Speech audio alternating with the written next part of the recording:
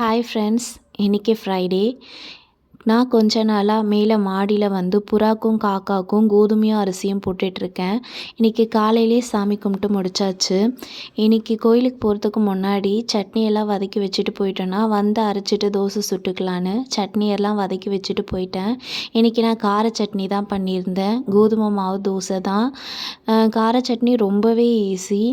வெங்காயம், தக்காளி, உங்களுக்கு காரத்துக்கு தகுந்த மாதிரி காஞ்ச மிளகா எல்லாத்தையும் போட்டு நல்லா வதக்கிட்டு மிக்ஸி ஜாரில் போட்டு அரைச்சி தாளிச்சிக்க வேண்டியது தான்.